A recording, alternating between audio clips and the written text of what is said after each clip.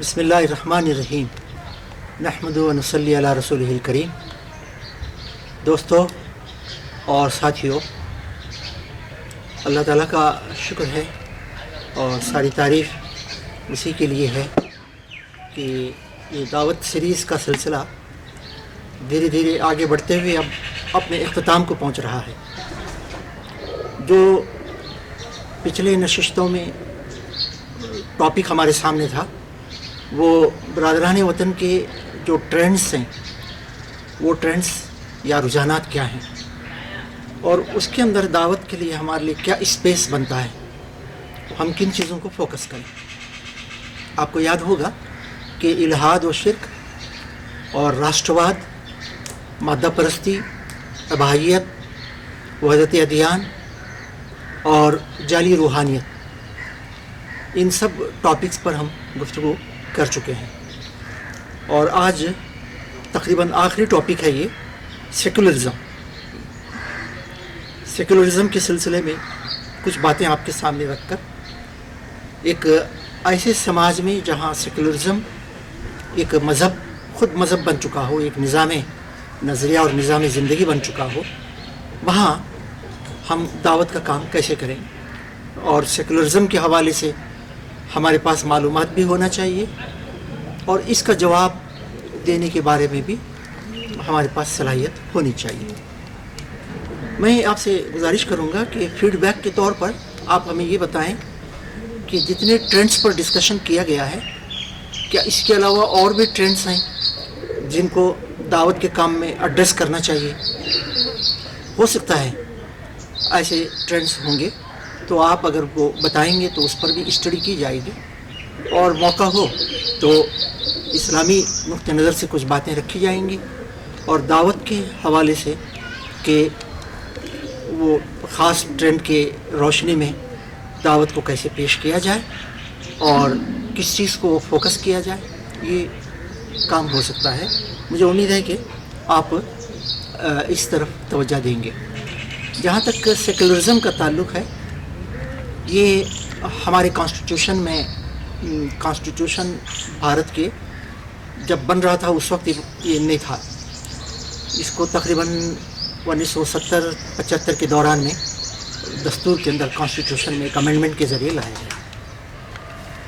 بھارت کے سنویدھان کے اندر جو ویلیوز بتائی گئی ہیں، آپ ان کو دیکھیں گے، جیسے فریڈم ہے اور جسٹس، ایکویلٹی اور فریٹرنیٹی وغیرہ. یہ جو ویلیوز ہیں یہ اصل میں اسلام کی ویلیوز ہیں اور ان کا پورا ماخذ وہی الہی ہے، یہ انسانی نظریات نہیں ہیں. البتہ اس کنسیپٹس کی ڈیٹیل میں ہم جاتے ہیں تو وہاں فرق پیدا ہوتا ہے. جسٹس ہے، ایکویلٹی اور اسی طرح سے فریڈم، اسلام اس کا ایک خاص مفہوم دیتا ہے اور وہ خدائی نظریے اور خدا کی عطا کردہ قدروں کے طور پر ہمارے سامنے وہ آتی.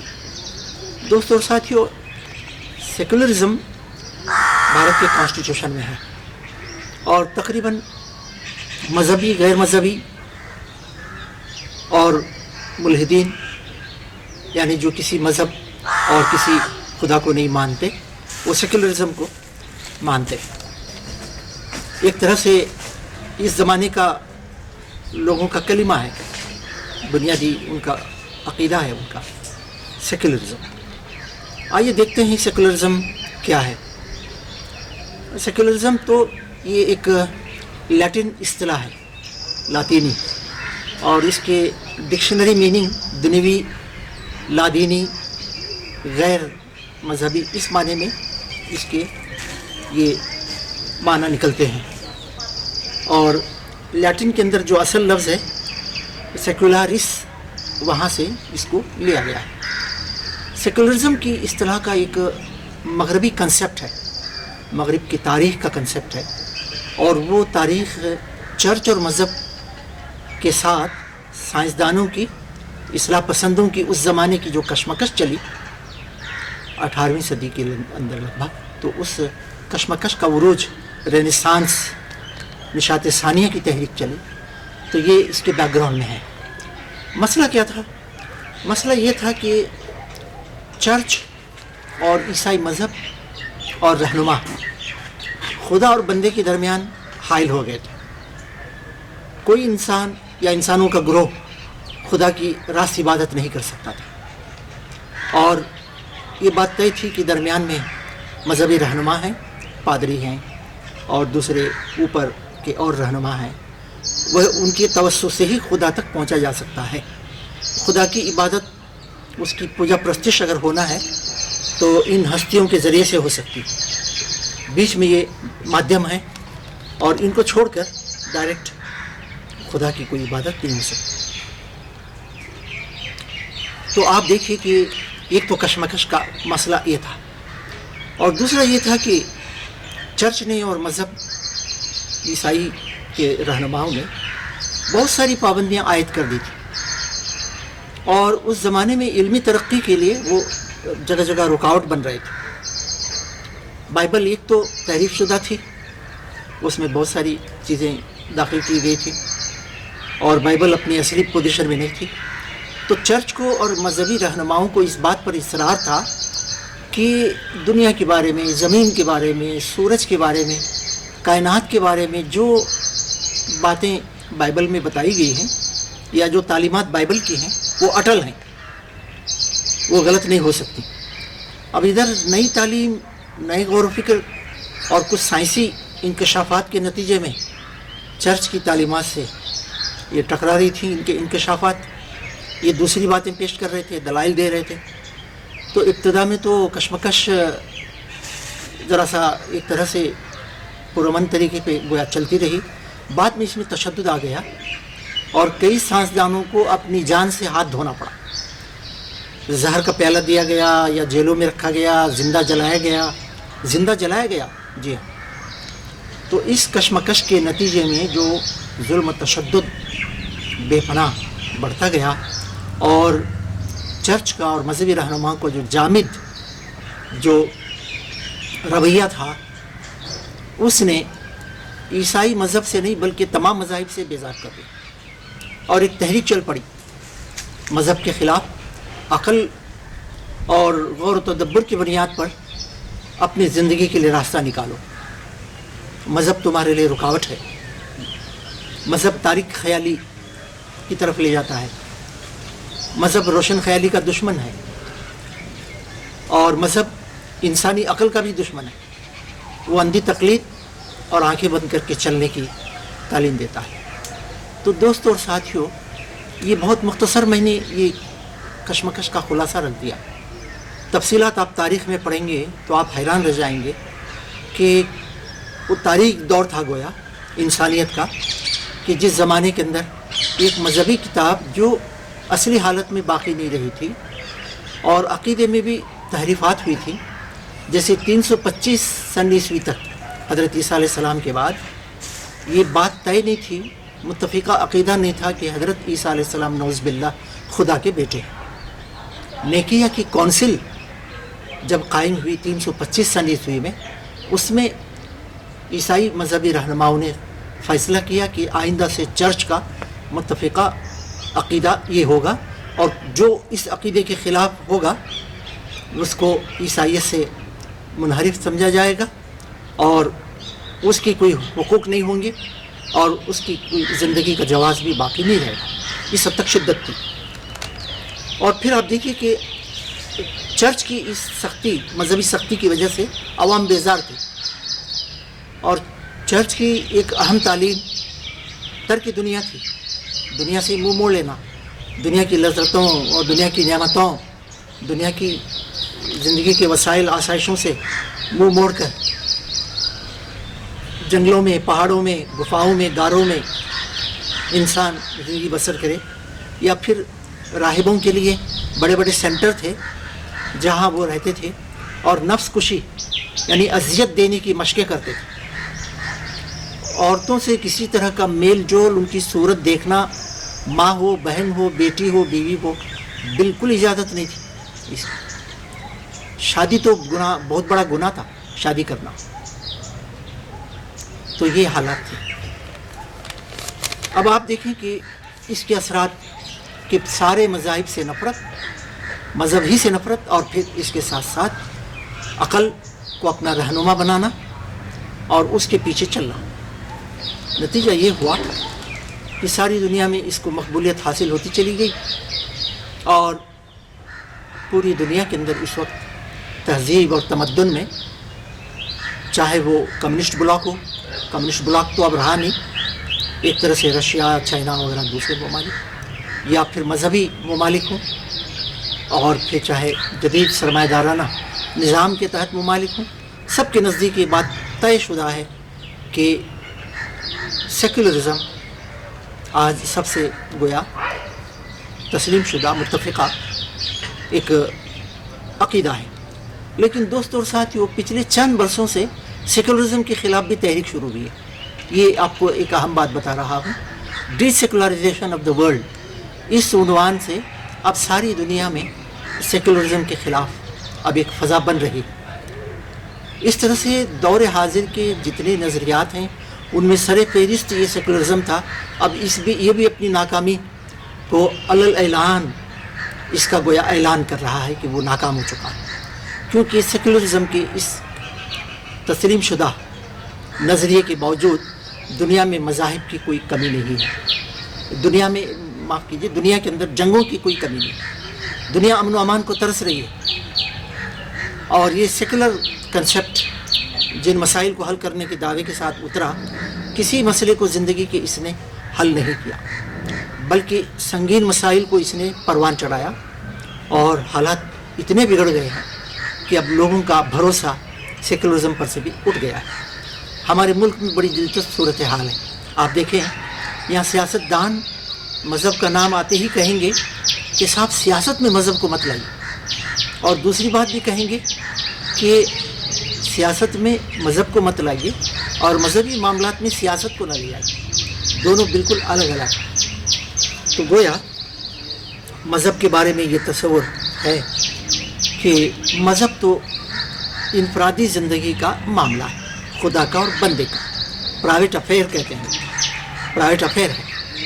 और उनका तस्वुर ये है, एक तो सियासत में मज़हब को लाएंगे, इज्तिमाई मामलात में मज़हब को लाएंगे तो झगड़े खड़े होंगे। कई मज़ाहिब हैं और मज़ाहिब के बीच में तसादुम होगा।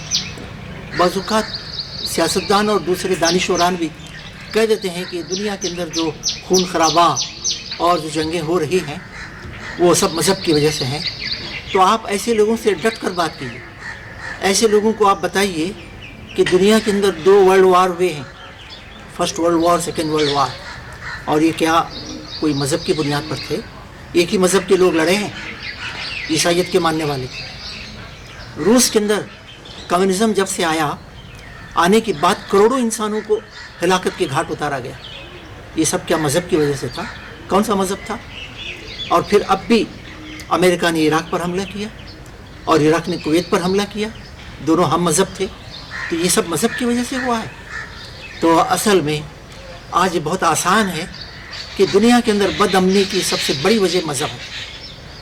हालांकि मज़हब की हालत क्या है वो भी आप देख लीजिए। जब आपने कहा कि मज़हब इंसान की प्राइवेट ज़िंदगी का मामला है, महदूद गोशे में आपने इजाज़त दी। मज़हब को आपने मंदिर में, मस्जिद में, चर्च में, गुरुद्वारे में कैद कर दिया है, उसके बाहर वो बिल्कुल ना आए। और ऐसा कैद कर दिया है कि उसके लिए कोई कैद में ज़मानत भी नहीं है उसे बाहर आने के लिए, और कोई पैरोल भी नहीं है कि पैरोल पर कुछ दिन के लिए बाहर आ जाए बेचारा।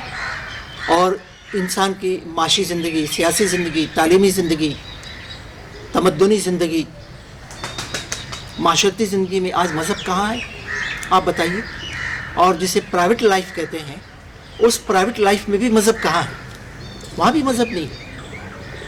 तो ये अजीब व गरीब बात है कि मज़हब को पूरी तरह से ज़िंदगी से बेदखल किया है और अभी इस पर इत्मीनान नहीं हो रही है। अब जो कुछ बचा कुचा है उसे भी दुनिया में बदअमनी का ज़िम्मेदार करार देकर उसको खारिज ही कर दिया जाए पूरी तरह से।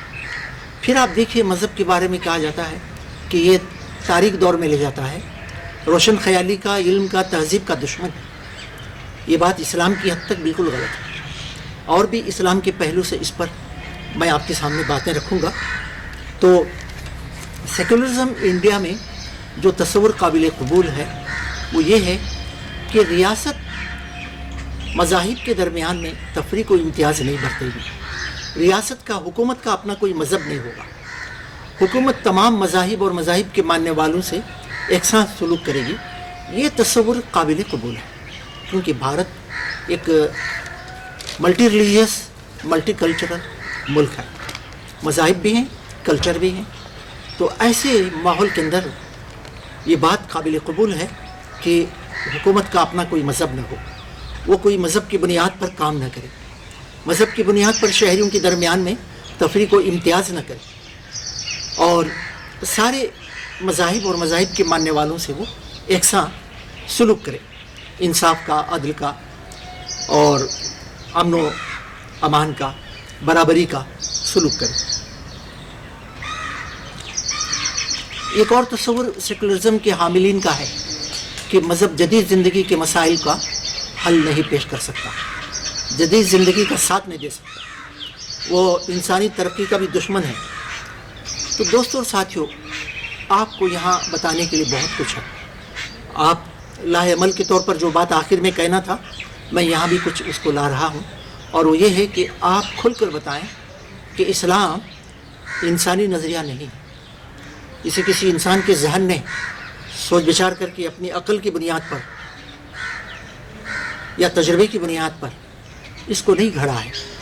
اسلام الہی نظریہ اور نظام ہے، ایک زندگی کا سچا برحق نظریہ جو زندگی کے بنیادی سوالات کا صحیح جواب دیتا ہے کہ زندگی کا خالق کون ہے، کائنات کا خالق کون ہے، اور اس خالق کی انسان سے مرضی کیا ہے، انسان کی زندگی کا مقصد کیا ہے. اس دنیا کی زندگی، عارضی زندگی میں انسان کس طرح سے رہے کہ وہ اپنے خالق کی مرضی کو پورا کرے. اور موت کیا ہے، موت کے بعد کی زندگی کیا ہے، موت کے بعد کوئی جنت اور جہنم ہے یا نہیں ہے، اگر ہے تو وہ کیسے کامیاب ہوگا، انسان کا تعلق اپنے خدا سے کیسے ہونا چاہیے، اس کے تقاضے کیا ہیں، اور انسان کا تعلق بندوں سے کیسے ہونا چاہیے اور اس کے تقاضے کیا ہیں. بندوں میں والدین ہیں، بیوی بچے ہیں، رشتہ دار ہیں، پڑوسی ہیں، ہم مذہب ہیں، دوسرے مذاہب کے لوگ ہیں. اتنا ہی نہیں بلکہ انسان صرف انسانوں کے درمیان نہیں رہتا، بہت ساری مخلوقات ہیں، بہت سارے حیوانات ہیں، جاندار ہیں. ان سب کے سلسلے میں انسان کا صحیح رویہ کیا ہے، عدل و انصاف پر مبنی. دوستوں اور ساتھیوں، یہ بنیادی سوالات انسان کی زندگی کے.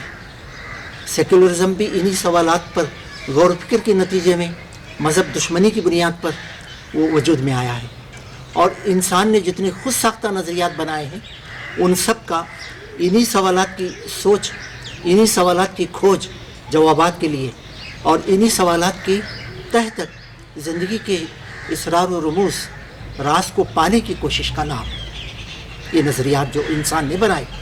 ظاہر ہے سب نظریات ناکام ہیں کیونکہ انسان اپنی عقل کو رہنما بناتا ہے. عقل کی محدودیتیں، لمیٹیشن سامنے رکھنا چاہیے. وہ کبھی ہم کو صحیح بات بھی بتاتی ہے، کبھی خواہشات سے، ہمارے جذبات سے مغلوب ہوتی ہے، ہم کو بھٹکا دیتی ہے. عقل بہت بڑی نعمت ہے، انسان کی یہ سب سے بڑی خصوصیت بھی ہے. جتنے بھی جاندار ہیں کسی کے پاس عقل نہیں ہے، سوچ بچار کی صلاحیت نہیں، لیکن ہماری زندگی کی رہنمائی کے لیے، زندگی کے بنیادی سوالات کے فطری قابل قبول اور برحق جوابات کے لیے عقل کی رہنمائی کافی نہیں. تو آپ دیکھیے اسلام وہ الہی نظریہ، الہی نظام حیات اور ڈیوائن کوڈ آف کنڈکٹ ہے. اور پھر اس کے ساتھ آپ یہ بھی دیکھیں کہ اسلام ترک دنیا کی تعلیم نہیں دیتا. اسلام بتاتا ہے خدا تک پہنچنے کا راستہ دنیا میں سے ہی گزرتا ہے، بیوی بچوں کے درمیان میں سے، ماں باپ کے درمیان میں سے، اور دوسرے انسانوں کے خاندان کے بیچ میں سے، سماج اور معاشرے سے یہ گزرتا ہے. ان سب سے کٹ کر جنگلوں میں، پہاڑوں میں، غاروں میں، تنہائیوں میں جسم کو تکلیف پہنچا کر خدا تک انسان نہیں پہنچ سکتا. البتہ شیطان تک ضرور پہنچ جاتا ہے. یہ سیدھے سیدھے اسے شیطان کو ملا دیتے ہیں اور شیطان بھٹکا لیتا ہے. تو یہ کتنی عقل کے مطابق بات ہے، انسان کی فطرت کے مطابق بات ہے. تو اس لیے آپ یہ بات سمجھا سکتے ہیں، اسلام کے معنی ہیں شانتی، اسلام کے دوسرے معنی ہیں اللہ کی مرضی کے لیے اپنے آپ کو سرنڈر کرنا، جیون کو سمرپت کرنا. تو اس طرح سے ایک فطری اور عقلی اور ایک سائنٹیفک نظریہ حیات، نظام حیات اور ایک قابل عمل شریعت اسلام کی حیثیت قرار پاتی ہے. تو ایسا دین اصولی رہنمائی دے کر نئے نئے مسائل کی رہنمائی کے لیے اس نے عقل کو اس نے آزادی دی ہے، اجازت دی ہے، ایک فریم ورک بنایا ہے. اللہ تعالیٰ کی ہدایت اور رہنمائی، پیغمبر محمد صلی اللہ علیہ وسلم کی جو اس کے آخری پیغمبر ہیں ان کی رہنمائی، اس فریم ورک میں زندگی کی جدید ترین مسائل کو انسان حل کر لے، اجتہاد کہتے ہیں، اس کے ذریعے سے اسے اختیار دیا گیا. تو پھر ایسی صورت میں اسلام تاریخ خیالی کا مذہب ہے ہی نہیں، وہ عقل کا دشمن نہیں ہے. البتہ عقل کو لگام دیتا ہے، عقل کی بھی رہنمائی کرتا ہے وہی الہی کے ذریعے، اور اسلام انسان کو صحیح راہ پر ڈالتا ہے، شیطان کے بھٹکانے سے بچا لیتا ہے. کچھ لوگ کہتے ہیں کہ دیکھیے اسلام خود بھی 1500 سال پرانا ہے. 1500 سال میں دنیا کتنی بدل گئی، انسان کہاں سے کہاں پہنچ گیا. آپ اسی کو لے کے بیٹھے ہیں، آپ کو کچھ تو بدلنا چاہیے. بھائی اور دوستو، ساتھیوں، اس نقطے کو آپ سمجھائیے کہ انسان قدیم زمانے سے لے کر آج تک وہ نہیں بدلا ہے. انسان انسان ہی ہے. البتہ اس کی زندگی کے طرز میں تبدیلی آئی، اس کے ذرائع وسائل میں تبدیلی آئی. مثال کے طور پر وہ پہلے زمانے میں اونٹوں پر سفر کرتا تھا، گھوڑوں پر سفر کرتا تھا، اور دوسرے کچھ چوپائی پر وہ سفر کرتا تھا. آج اس نے جدید ترین طیارے بنائے ہیں، آواز سے زیادہ سپر سونک، آواز سے زیادہ تیز رفتار اس نے طیارے بنا لیے ہیں. انسان اس زمانے میں کمیونیکیشن کے ذرائع نہیں رکھتا تھا. مجھے کہنے کی ضرورت نہیں ہے، کمیونیکیشن میں آج ایک ایکسپلوژن، انقلاب نہیں، ریولوشن نہیں، ریولوشن کا لفظ پھیکا ہے، ایک دھماکہ ہوا ہے، ایکسپلوژن ہوا ہے، ایک سیلاب ہے. یہاں بیٹھے بیٹھے انسان اس دنیا کی کسی بھی کونے میں سیکنڈوں میں پہنچ جاتا ہے انٹرنیٹ کے ذریعے. دنیا کی لائبریریاں انسان کے بالکل بغل میں ہیں. یہ انسان کی تیز رفتار ترقی ہے.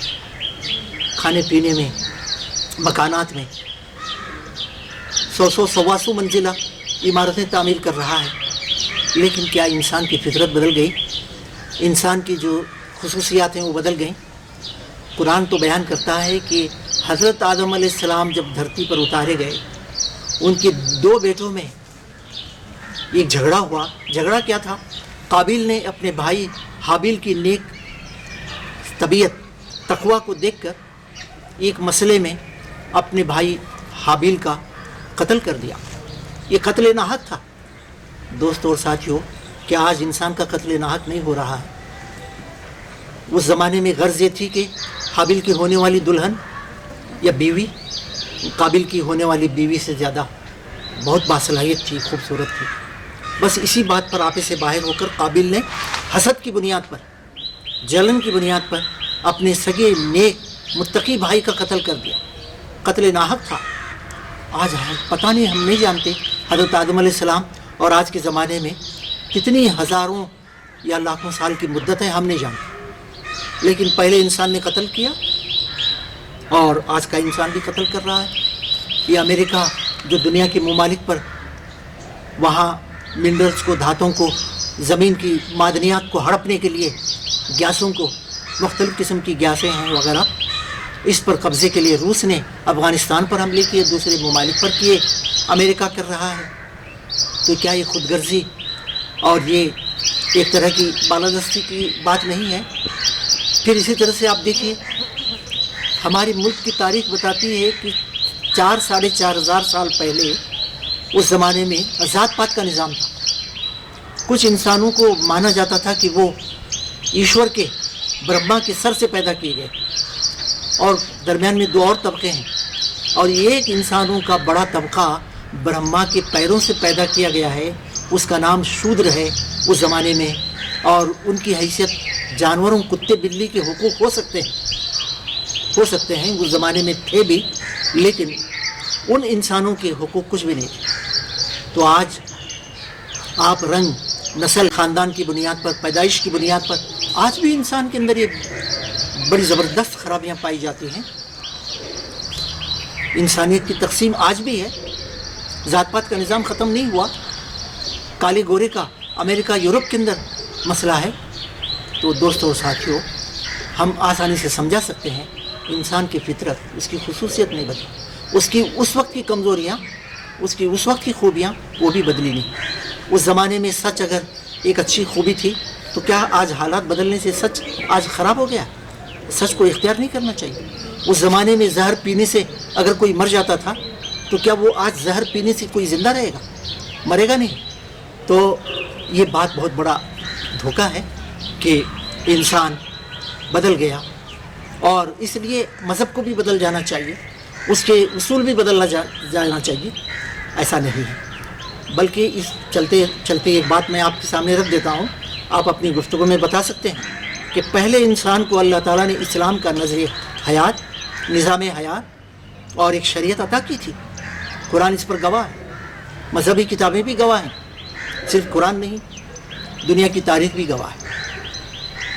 اور وہاں سے لے کر محمد مصطفیٰ صلی اللہ علیہ وسلم آخری پیغمبر تک اسلام کا وہی نظریہ، نظام حیات اور ایک مکمل شریعت، کوڈ آف کنڈکٹ قابل عمل وہ انسان کو عطا کی ہے۔ تو ہم سمجھا سکتے ہیں کہ آج کے انسان کی ضرورت بھی خدائی نظریے کی ہے، اور انسان نہیں بدلا، البتہ اس کے حالات، اس کے ذرائع، زندگی کے وسائل بدل گئے۔ اس کے کپڑے شاندار سے شاندار ہوتے چلے، بلکہ کچھ حضرات تو اس جدید دور میں بھی ننگے رہنے کو پسند بھی کرتے ہیں اور اسے ترقی پسندی خیال کرتے ہیں۔ خیر، یہ ان کا اپنا خیال ہے، ان کو ان کے حساب سے آزادی بھی ہوگی۔ تو یہ بات ہے۔ سیکولرزم کے حوالے سے آپ دیکھیے کہ مذہب خدا اور بندے کی پرائیویٹ زندگی کا معاملہ ہے، یہ تصور قابل قبول نہیں۔ یہ بات آپ کو سمجھانا ہوگا، وہ اس طرح سے کہ اگر ہم اپنی زندگی کے اندر خانے کریں، زندگی کو تقسیم کریں، تو اس کی اجازت ہم کو کس نے دی ہے، اور اس کا اختیار ہم کو کس نے دیا ہے ایسا کرنے کا؟ اور ہم اگر یہ کہیں کہ پرائیویٹ زندگی میں خدا ہمارا خدا ہے اور پرائیویٹ زندگی میں ہی ہم اس کے بندے ہیں، پرائیویٹ زندگی کے بعد اجتماعی زندگی میں اور معاشرے کے اندر خدا ہمارا خدا نہیں، ہم اس کے بندے نہیں، بھلا اتنی بڑی متضاد بات کیسے مانی جائے گی؟ یہ تو قابل قبول بات نہیں ہے۔ اگر خدا ہے، ہم اس کو مانتے ہیں، تو وہ خدا کائنات کا بھی خدا ہے، اور انسان کی پرائیویٹ زندگی کا جیسا وہ خدا ہے، انسان کی اجتماعی زندگی کا بھی خدا ہے۔ اگر ہم مانتے ہیں کہ ہم کسی خدا کے بندے ہیں، تو اپنی پرائیویٹ زندگی میں بھی ہم خدا کے بندے ہیں، اور اپنی اجتماعی زندگی میں بھی ہم خدا کے بندے ہیں۔ دوستوں اور ساتھیوں، یہ بات ہمیں سمجھانا پڑے گا کہ پرائیویٹ زندگی میں خدا کو مان کر خدا کے احکام پر چلنا، اور اجتماعی زندگی میں خدا کی بغاوت کرنا، نافرمانی کرنا اور خدا کو بے دخل کرنا، یہ دو کشتیوں کی سواری ہے۔ ایک وقت میں ایک کشتی پر آپ سوار ہو سکتے ہیں۔ آپ اگر دو کشتیوں کو برابر رکھ کر، دو پیر رکھ کر چلنا چاہیں، ایک قدم بھی چل نہیں سکتے آپ، سیدھے ڈگمگا کر وہ سمندر میں ڈوب جائیں گے، یا دریا کے پانی میں ڈوب کر زندگی ختم ہوگی۔ اب یہی انسان کر رہا ہے۔ آج کے انسان کی زندگی میں جو کرائسس ہے، آج کے انسان کی زندگی میں جو بد امنی، فساد اور بگاڑ، اس کی زندگی کے اندر ظلم و تشدد، دہشت گردی، انسانی حقوق کی پامالی، اور اس کی زندگی میں معاشی خرابیاں ہیں، آپ یقین مانیے یہ دو کشتیوں کی سواری ہے جو اس کو برباد کر رہے ہیں۔ تو انسان کو فیصلہ کرنا چاہیے کہ یا تو وہ خدا کا بندہ بن کر رہے، انفرادی زندگی میں بھی، اجتماعی زندگی میں بھی۔ اور انفرادی زندگی میں خدا کی عبادت کا مطلب یہ نہیں ہے کہ مندر، گردوارہ، مسجد، چرچ میں جا کر کچھ عبادت کر لیں، آدھا گھنٹہ 5 وقت کی نماز جماعت سے پڑھ لیں، رمضان کے کچھ روزے رکھیں، اور مندر میں پوجا پاٹ کر لیں، گردوارہ میں کچھ وہاں بھی رسوم ادا کریں، چرچ میں جا کر بھی کچھ ایک اتوار کے دن صبح کچھ عبادت کر لیں۔ خدا اس کا محتاج نہیں ہے، وہ ہم سے اتنا ہی مطالبہ نہیں کرتا۔ اگر خدا پوری زندگی کا ہمارا خدا ہے تو پوری زندگی کے لیے جو رہنمائی اس نے دی ہے اس کی پابندی ہمیں کرنی چاہیے۔ دیکھیے اسلام کا یہ اعلان کتنا بڑا ہے، یا ایھا الذین آمنوا ادخلوا فی السلم کافہ ولا تتبعوا خطوات الشیطان انہ لکم عدو مبین۔ اے ایمان لانے والو، اے خدا کے ماننے والو، اپنی پوری زندگی میں اسلام پر چلو اور شیطان کی پیروی نہ کرو، وہ تمہارا کھلا ہوا دشمن ہے۔ دوستو ساتھیو، اس کا مطلب یہ ہوا کہ ہم اپنی انفرادی زندگی میں، پرائیویٹ لائف میں خدا کی اپنے حساب سے پوجا پاٹ کچھ کر لیں، اور باقی اجتماعی زندگی میں خدا سے الگ کر کے خدا کی بغاوت نافرمانی کریں، تو وہ صرف بغاوت اور نافرمانی نہیں، شیطان کی پیروی ہوگی۔ قرآن کے کہنے کے مطابق قرآن تو ڈیمانڈ کرتا ہے، یا ایھا الناس اعبدوا ربکم الذی خلقکم والذین من قبلکم لعلکم تتقون۔ اے لوگو، اے انسانوں، اپنے رب کی بندگی اختیار کرو جو تمہارا اور تم سے پہلے جو لوگ پیدا ہوئے ہیں ان سب کا رب ہے۔ پھر اس کی تفصیلات بتائی گئی، اس رب نے ہمارے لیے کیا کیا کیا ہے، ہم کیوں اس کی تنہا بندگی کریں، اس کے سوا کسی اور کی بندگی ہم نہ کریں۔ تو دوستو اور ساتھیوں، یہ بات بڑی اہمیت کی حامل ہے کہ ہم پرائیویٹ زندگی میں خدا کے بندے بن کر خدا کو خوش نہیں کر سکتے۔ اجتماعی زندگی میں، خاص طور پر اجتماعی زندگی میں، معاشرتی زندگی، معاشی زندگی، سیاسی زندگی، تعلیمی اور تمدنی زندگی، یہ بہت اہم ہے۔ تعجب کی بات ہے کہ ان اہم شعبوں میں ہمیں خدا کی ضرورت نہیں ہے، اور پرائیویٹ زندگی میں محدود وقت میں ہم خدا کو خدا مانیں۔ میں کہتا ہوں کہ اتنا بھی ماننے کی تکلیف کیوں اٹھا رہے ہیں آپ؟ یہاں بھی انکار کر دیجئے، پرائیویٹ زندگی میں بھی خدا کو چھوڑ دیجئے، کیا بگڑے گا آپ کا؟ آپ نے پہلے ہی خدا کو خارج کر دیا ہے۔ تعلیمی زندگی میں خدا نہیں ہے، خدا کی بغاوت کی بنیاد پر آپ تعلیمی نظریے بنا رہے ہیں۔ آپ ایسے انسان تعلیم یافتہ بنا رہے ہیں، کچھ ایکسیپشن کے ساتھ، جو اپنی زندگی کے اندر راکشش بنے ہوئے ہیں، تعلیم کے بل پر ایسے منصوبے بنا رہے ہیں انسانیت کے خاتمے کے،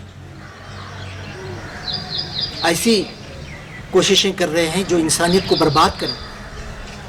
سیاسی زندگی میں آپ نے خدا کو خارج کر دیا ہے پہلے، اور آپ فرعون بنے بیٹھے ہیں دنیا کے، ملکوں کے، اور چاہتے ہیں کہ آپ کی بندگی کی کریں لوگ، خدا کو چھوڑ دیں اور آپ کے بندے بن کر رہیں۔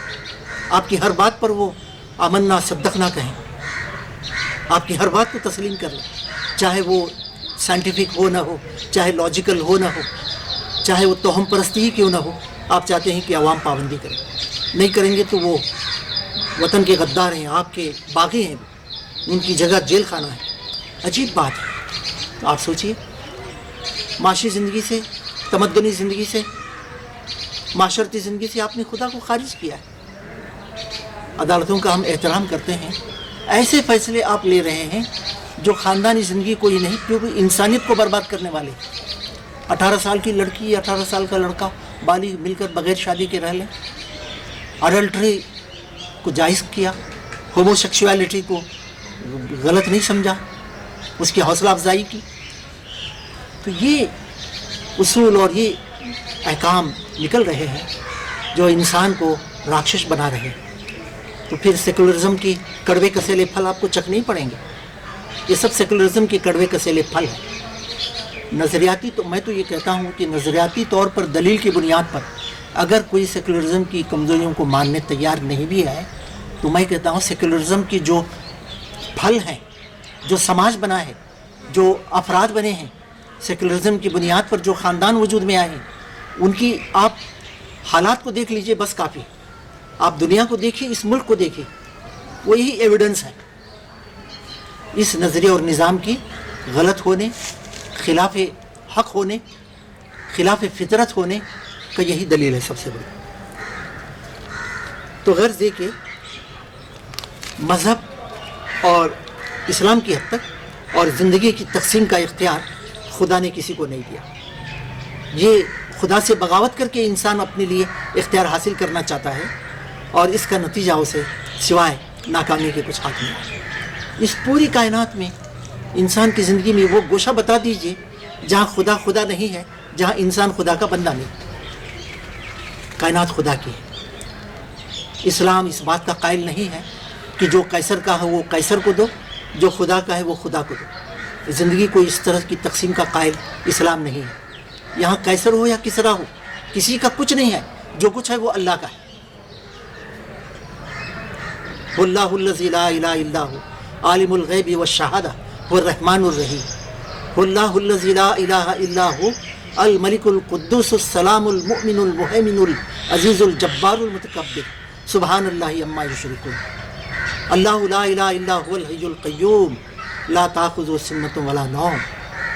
اللہ ہی اللہ ہے، مالک اللہ ہے، خزانے اس کے ہیں، اختیار اس کا ہے، طاقت اس کی ہے۔ ہمیں سیکولرزم کے بیک گراؤنڈ میں کیا کرنا چاہیے، لائے عمل میں کچھ باتیں آ چکی ہیں، میں کچھ باتیں مزید رکھ کر اپنی بات کو یہاں اختتام کو پہنچاتا ہوں۔ سب سے پہلی بات تو ہمیں یہ بتانا ہوگا کہ انسان کو کیسے مذہب کی ضرورت ہے۔ صرف مذہب نہیں، خدا کا مذہب، اس کی خصوصیات کیا ہیں، ایک سچے خدائی برحق مذہب کی خصوصیات ہمیں بتا کر اس کے بارے میں انسانوں کے اندر اویئرنیس لانا چاہیے۔ مذہب کے بغیر انسان رہ نہیں سکتا۔ وہ مذہب کو ہٹائے گا، کوئی اپنا بنایا ہوا نظریہ لاد لے گا اپنے اوپر، اور اس کے بوجھ میں وہ مرتے مارتے ٹھوکریں کھاتے ہوئے لڑکتے ہوئے چلتا رہے گا۔ تو اس لیے ایک سچے خدائی مذہب کی خصوصیات کیا ہیں، اس پر غور کر لیں تو انسانوں کو اطمینان ہوگا کہ واقعی خدا ہم پر بہت مہربان ہے۔ اس نے سورج کی، چاند کی، ہوا کی، جنگل کی، پہاڑ کی، ندی نالوں کی ضرورت تھی دے دیا، اور سب سے بڑھ کر مذہب کی ضرورت تھی پہلے دن سے مذہب دے دیا۔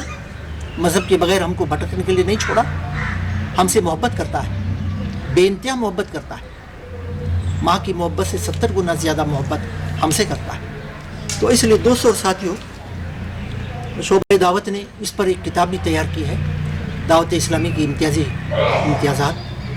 بہرحال آپ لٹریچر مطالعہ کریں، قرآن مجید کی روح سے بھی کچھ چیزیں تیار کر لیں کہ سچے خدائی مذہب کی ضرورت انسان کو ہے۔ مذہب کے بغیر انسان کی جو کشتی ہے وہ پار لگ نہیں سکتی، یہ نیا ڈوب جائے گی، یہ کشتی ڈوب جائے گی۔ مذہب چاہیے، لیکن سب مذہب یہ کام نہیں کر سکتے۔ خدا کی طرف سے جو آیا ہے وہ کون سا ہے، اور اسی میں یہ بات بھی آ گئی ہے کہ مذہب کبھی انسان نہیں بنا سکتا۔ کچھ مذاہب انسانوں کی طرف منسوب ہیں، ان کی حقیقت کو جاننے کا آج ہمارے پاس کوئی ذریعہ نہیں ہے۔ سناتن دھرم یا ویدک دھرم 4500 سال پرانی تاریخ ہے، یا 5-6 ہزار سال کی ہے۔ بودھ دھرم، جین دھرم، سارے مذہبوں کا میں احترام کرتے ہوئے یہ بات کہہ رہا ہوں، کسی مذہب کی توہین نہیں، کسی مذہب کو کنڈم نہیں، لیکن سچائی کو جاننا بہت ضروری ہے۔ تو 2650 سال پہلے جو کنٹمپرری مذاہب تھے، جین دھرم، بودھ دھرم، ان کی سچائی کو آج معلوم کرنا بہت مشکل کام ہے۔ ان مذہبی رہنماؤں کی زندگی میں ان کی تعلیمات کو کمپائل نہیں کیا گیا۔ دنیا جانتی ہے یہ بات، مذاہب کے جاننے والے یہ بات سمجھتے ہیں، کہتے بھی ہیں۔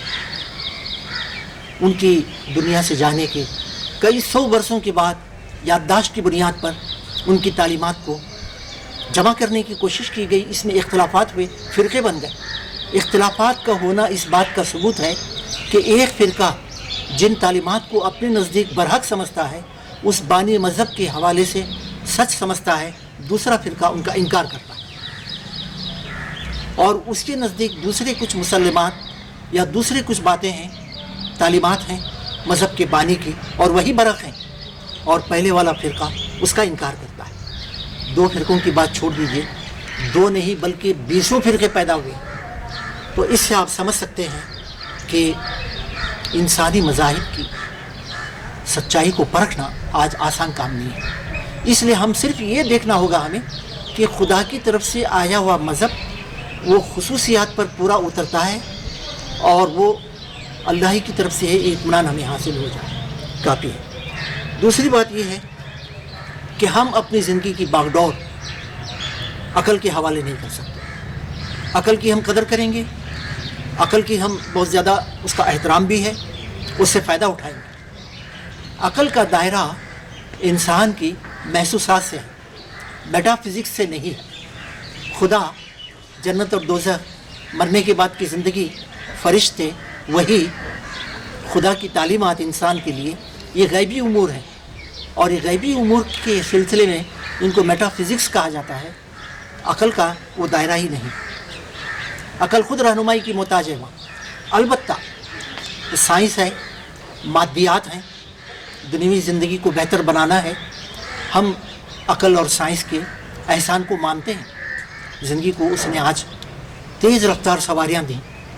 انٹرنیٹ کے ذریعے دنیا کو ایک گلوبل ولیج بلکہ گلوبل صحن بنا دیا. گھر کا صحن ہے، اپنے ہی گھر کا، دور نہیں ہے دنیا. اور بھی بہت ساری بے شمار نعمتیں عقل نے، سائنس نے دی ہیں. ہم اس کا اعتراف کرتے ہیں اور اس کی قدر کرتے ہیں اور اس کی لمیٹیشن کو سامنے رکھتے ہیں. تو اس لیے ایک سچا مذہب انسان کے لیے عقل نہیں بنا سکتا. عقل کے اندر یہ طاقت نہیں ہے. عقل خواہشات کی غلام بن جاتی ہے اور وہ تباہی کا راستہ ہے. اب آئیے مثبت طور پر اسلام کے بارے میں. اسلام کے کچھ خصوصیات آپ کے سامنے آ چکی ہیں کہ وہ انسان کی زندگی کو تقسیم نہیں کرتا، پوری زندگی کو ایک اکائی مانتا ہے اور ٹوٹل سبمیشن، ٹوٹل سرنڈر کرنے کا مطالبہ کرتا ہے، جو فطری ہے، عقلی بنیاد پر صحیح لگتا ہے، لاجیکل ہے، سائنٹیفک، کہ انسان اپنی پوری زندگی میں کسی خدا کا بندہ ہے، اس خدا کے حوالے اپنی زندگی کو کر دے.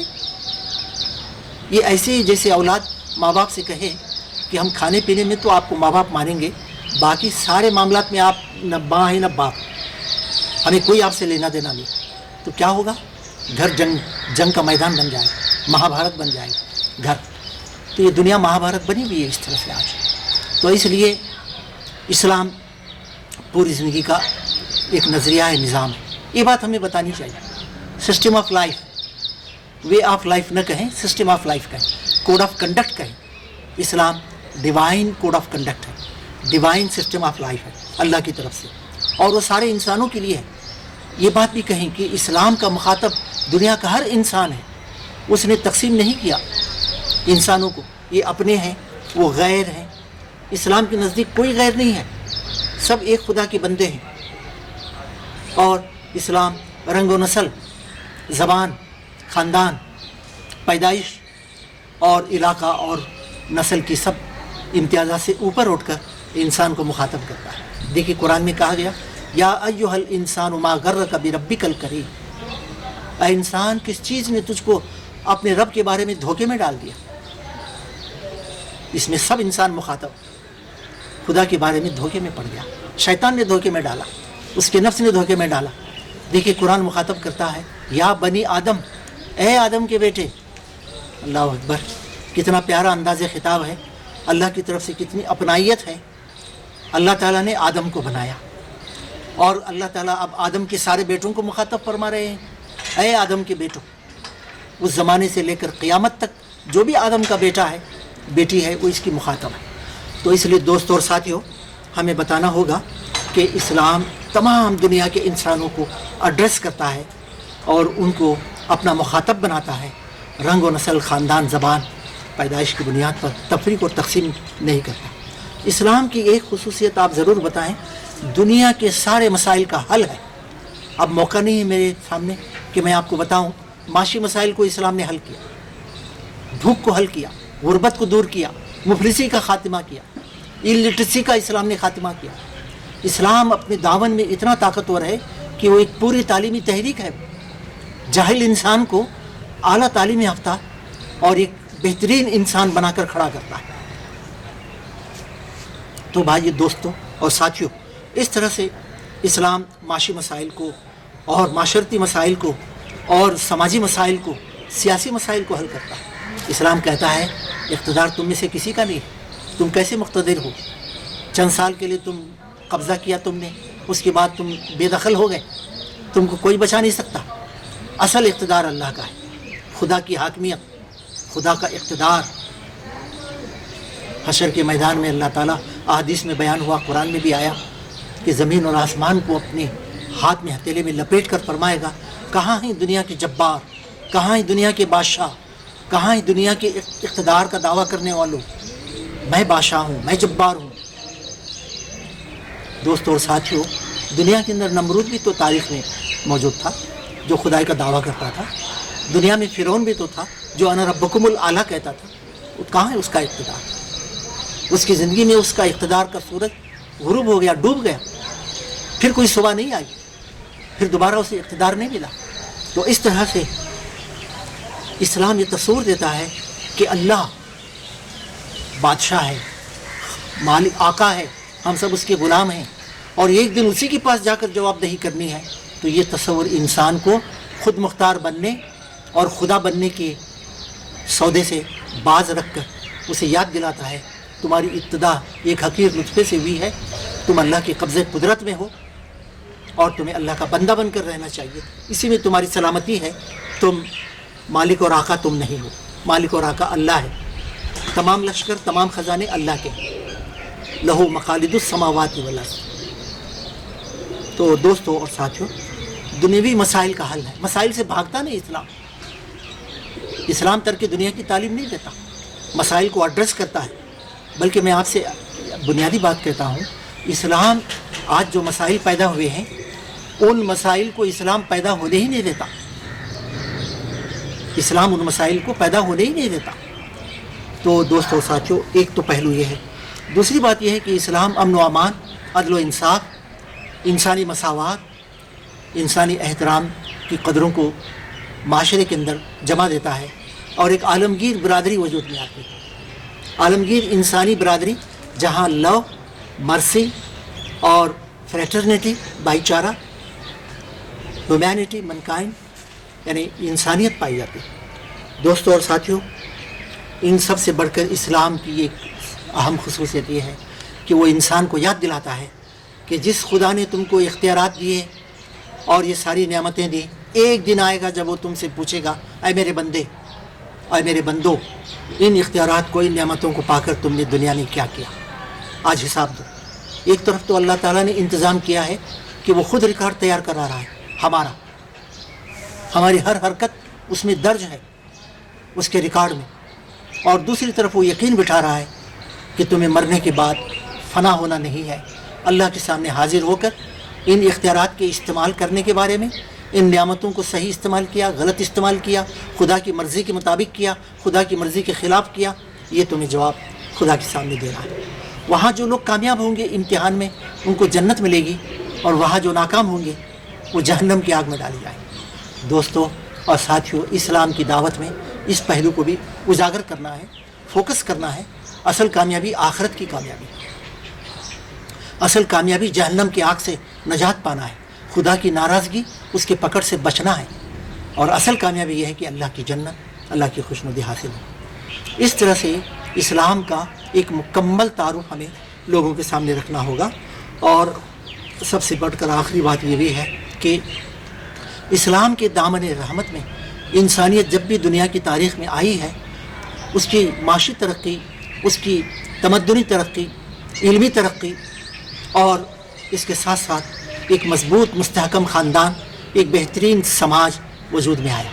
یہ بات بھی ہمیں بتانا ہوگا آج کی دنیا کو. تو دوستو ساتھیوں, سیکولرزم کے حوالے سے چند باتیں آپ کے سامنے رکھی گئیں. اس موضوع پر کافی لٹریچر ہے, آپ اور مطالعہ کریں. تمام مذاہب اور نظریات ناکام ہو چکے ہیں, اور دنیا ایک ایسے نظریے مذہب کی تلاش میں ہے جو ان کے مسائل کو حل کرے, انہیں سکون اور اطمینان بخشے. اگر آپ نے دلائل کے ساتھ, پیار و محبت کے ساتھ, حکمت کے ساتھ دعوت دین کو اس طرح سے پیش کیا, آج کے اسلوب میں, آج کے اسٹائل میں, آج کے مسائل کے حوالے سے بات کی, ان کے دلوں میں ہدایت اللہ تعالیٰ اتاریں گے, اور وہ حق کے قریب آئیں گے, اور کامیابی کی راہیں ان کے لیے کھلیں گی. اللہ تعالیٰ سے دعا ہے کہ وہ ہمیں ان باتوں پر مزید تیاری کرنے اور بڑے پیمانے پر ان تصورات کے سلسلے میں حقائق کو سامنے رکھ کر لوگوں کو اسلام کے ابدی پیغام حیات یا آب حیات سے واقف کرانے کی توفیق عطا فرمائے. وآخر دعوانا ان الحمد للہ رب العالمین.